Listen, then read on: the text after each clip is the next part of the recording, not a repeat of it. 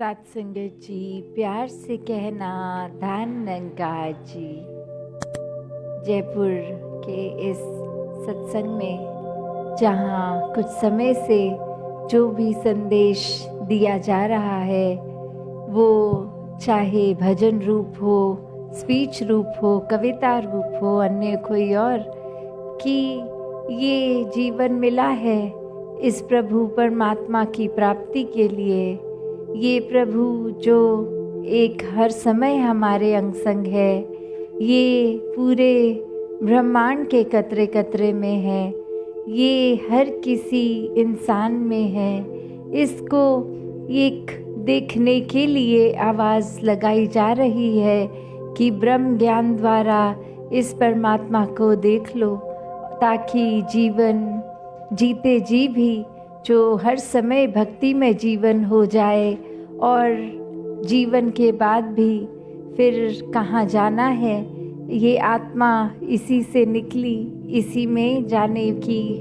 एक जो दृष्टि। तो ये बात युगों युगों से संतों ने समझाई कि जीवन को व्यर्थ ना गवाओ,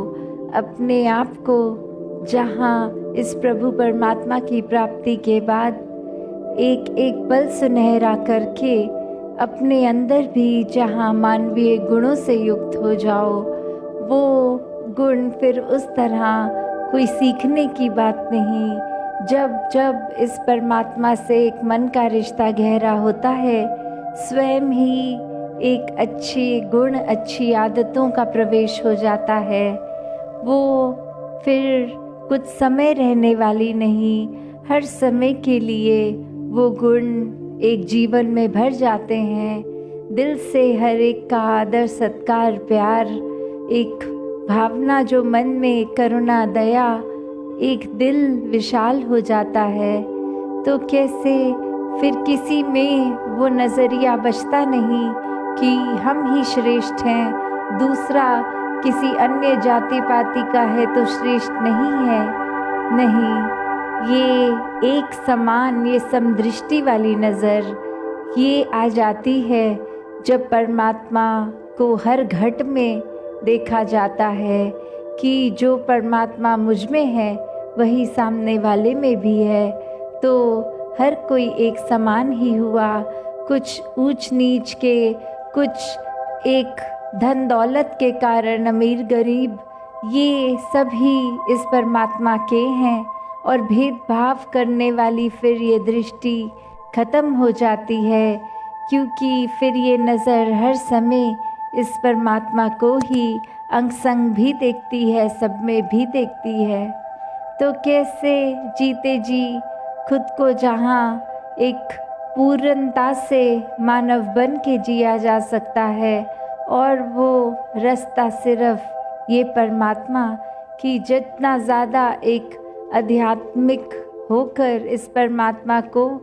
प्यार की दृष्टि से देखा जाए, इस प्रेमा भक्ति को किया जाए, उतना ज़्यादा ही फिर मन से एक दूसरे वैर विरोध वाले भाव, एक अहंकार के भाव दूर होते चले जाते हैं। फिर अपने जीवन को हर समय हम हर एक के प्रति समर्पित भाव से लगाते हैं। किसी का दर्द देखते ही खुद को वो दर्द का आभास होना कि हम किस तरह किसी और के जीवन में आराम प्रदान कर सकें। फिर उस तरह ही कि कोई करने वाले हम नहीं, ये अहंकार भाव नहीं, बस कुछ किया भी गया तो इस परमात्मा ने करवा लिया इसलिए हुआ, वो वाला भाव कि हम कौन हैं कि कुछ किसी के लिए करें। ये इस परमात्मा ने ही कुछ क्षमता दी तो कुछ हो सका। तो जब इस भाव से मानवता की सेवा की जाती है तो वो सेवा वाकई ही एक बहुत ही प्योर दिल से करी गई सेवा होती है, जिसके पीछे अपनी कोई स्वार्थ की बात नहीं छुपी होती कि यदि इस व्यक्ति की मदद करेंगे तो बदले में वो भी व्यक्ति किसी समय हमारे काम आएगा। नहीं, ये तो भाव ऐसे एक संत के कभी होते ही नहीं हैं। संत हमेशा से हर एक के लिए जहाँ एक बहुत ही दिल से एक तत्परस्त रहता है कि किसी की मदद नहीं कर रहे, सेवा कर रहे हैं, और सेवा हर एक के घट में इस प्रभु परमात्मा को देख के कर रहे हैं कि इस परमात्मा की अगर एक आराधना करनी है तो उसके बनाए हुए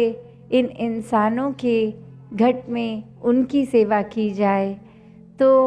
हर किसी को जहाँ अपने मन में ऐसे पावन भाव लाने हैं, वहीं खुद को भी एक हर समय देखते रहना है कि हम किस दिशा में जा रहे हैं। क्या ये परमात्मा हर समय साथ होते भी हमें इस परमात्मा का एहसास है भी कि नहीं, या क्या इस मनुष्य शरीर में आने के बाद हमें कार्य करना था और हम क्या कर रहे हैं? क्या हम किसी को एक अच्छे शब्दों से सत्कार कर रहे हैं या मन में किसी के लिए बुरे भाव ला रहे हैं? किसी को नीचा दिखाने के लिए कोई कर्म हमारे ऐसे हो रहे हैं? किस प्रकार हर कोई जहाँ मनों से मनों तक का एक प्यार का पुल बनाने के लिए जन्मा है, वहीं क्या हम कोई ना कोई कारण ढूंढ के हर एक से नफ़रत तो नहीं करते जा रहे? और जितनी एक मन में दूसरे के प्रति नफ़रत आती है, नतीजा स्वरूप हम अपने मनों में ही दीवार बनाते जाते हैं कि उस इंसान तक एक वो इंसान अच्छा नहीं है। उस इंसान के लिए मन में बुरे भावना जैसे जैसे जन्म ले लेती है, वैसे ही हमारे मनों की दीवारें और पक्की हो जाती हैं। और अब हम अगर अंदाज़ा लगाएं, अगर हमने अपने हर तरफ ही एक दीवार खड़ी कर दी तो हम क्या एक घुटन नहीं महसूस करेंगे?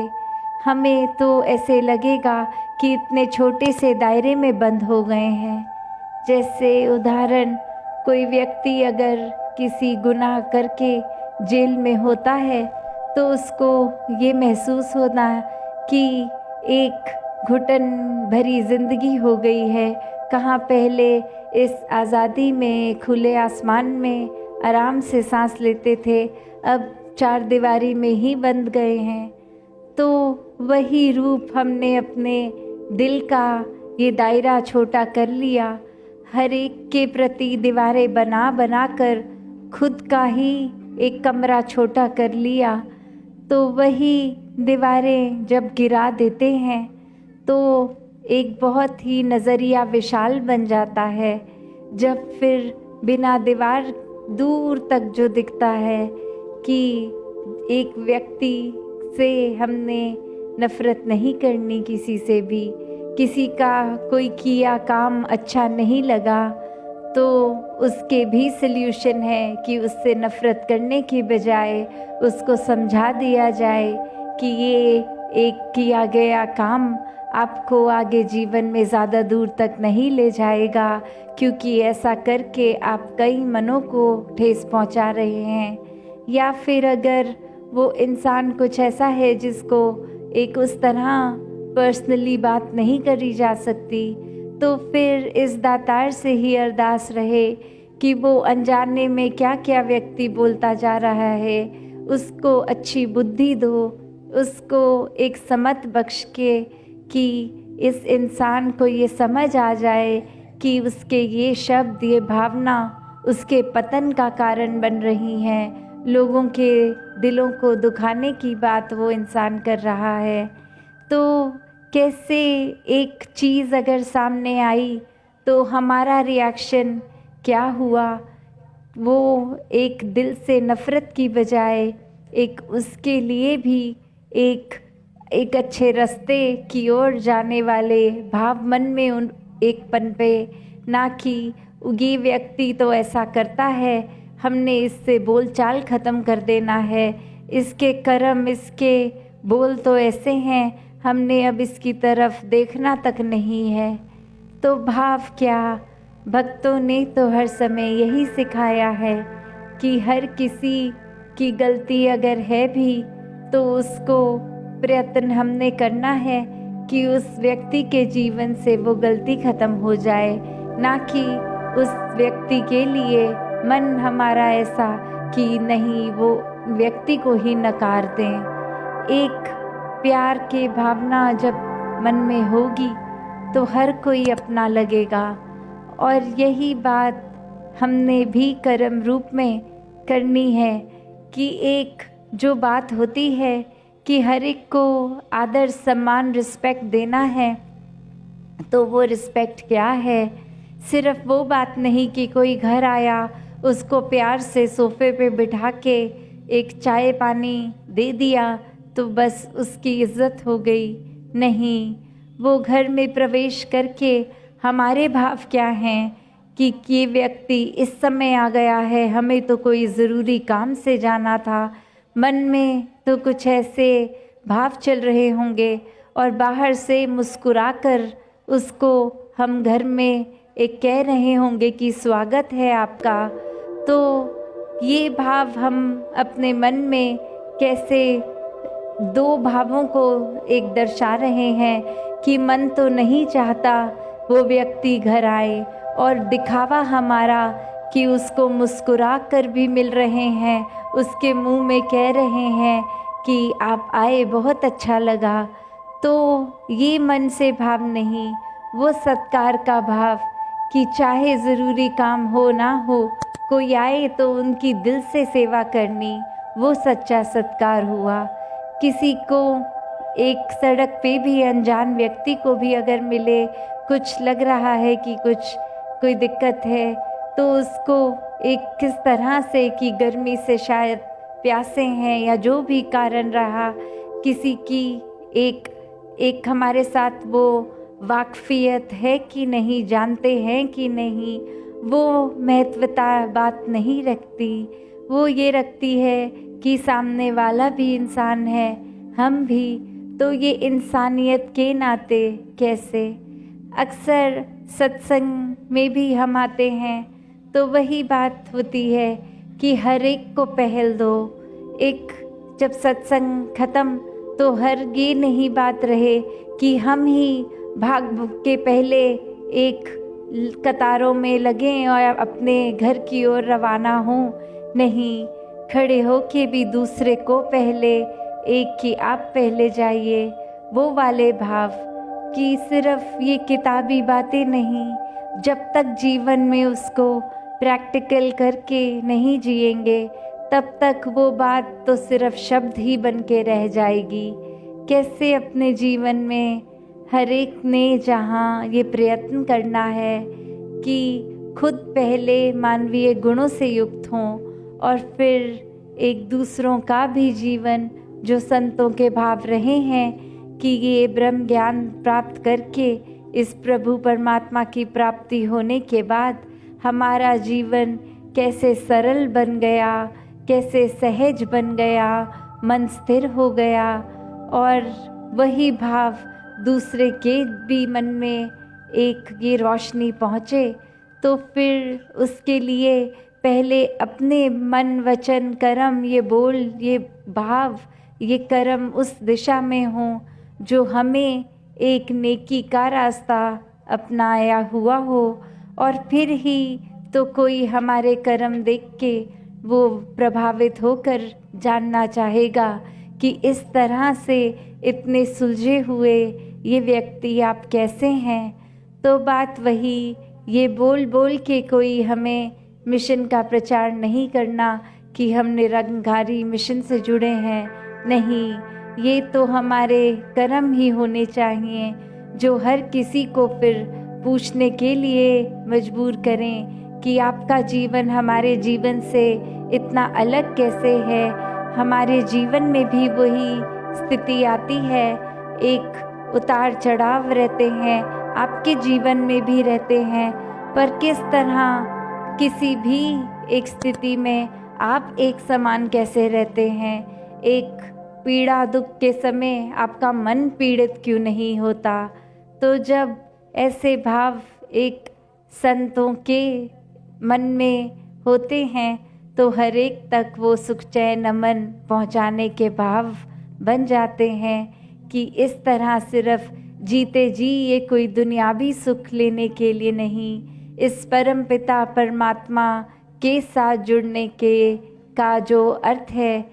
हमेशा के लिए जीते जी भी हर समय इसमें लीन हों, ताकि कुछ भी एक असर चढ़े तो वो पक्का रंग इस बेरंगे का, ना कि दुनियावी माया का आज कोई चीज़, कोई सामान, कोई ऐसा प्रभाव, और कल जब वो सामान इत्यादि जीवन में ना हो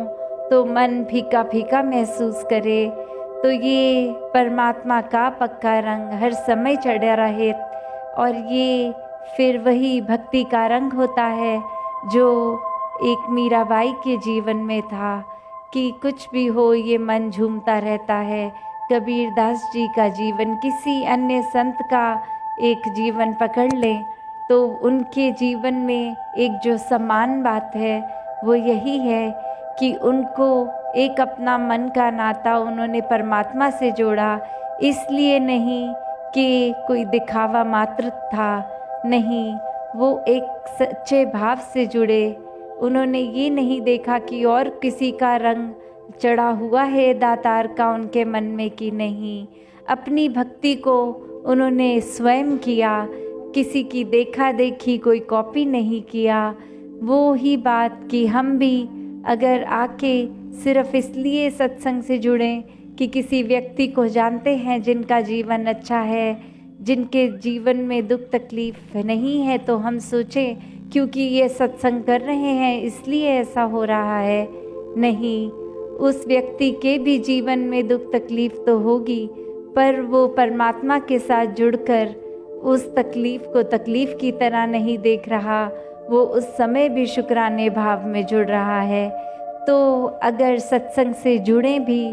तो एक सच्ची वजह से, एक असली वजह से जुड़े, नहीं तो सत्संग में आके भी वो भावना वैसे बने तो हम सत्संग में आके भी भीड़ ही रह गए। तो हमें सत्संग में आके क्या करना है, इस सिमरन को करते समय मन के भाव क्या होने चाहिए, सेवा करते समय सेवा भाव क्या हों, ये तो हर कोई अपना अंतर्यामी है, ये हर एक को पता है फिर कि जस्ट कोई एक इंसान कर रहा है इसलिए ही मैं कर रहा हूँ, तो वो सही कारण नहीं है वो चीज़ करने का। जब तक वो मतलब ना पता हो ये कारण से इस चीज़ का करना, तब तक वो चीज़ करनी व्यर्थ है, फिर चाहे वो सेवा सिमरन सत्संग ही क्यों ना हो। सही वजह से अगर एक बिना दिखावा मात्र मन का एक सच्चा रूप इस परमात्मा से जुड़कर जब तक कोई चीज़ नहीं होगी, तब तक वो हरगिज़ कबूल नहीं है। तो वो दातार कृपा करे हर किसी के जीवन में एक सच्ची भक्ति आए, सच्चा सुमिरन करने का मन बने, एक सेवा भाव भी एक अर्पित रूप समर्पित रूप का हो। तो दातार कृपा करे कि इस निराकार परमपिता परमात्मा से सब अपना ध्यान, ये मन हर समय के लिए जोड़ लें, ताकि भक्तिमय जीवन फिर ये शुरुआत उस रूप की प्रेमा भक्ति की हो। दातार हर किसी पे कृपा करे। सत्संगत जी, धन निरंकार जी।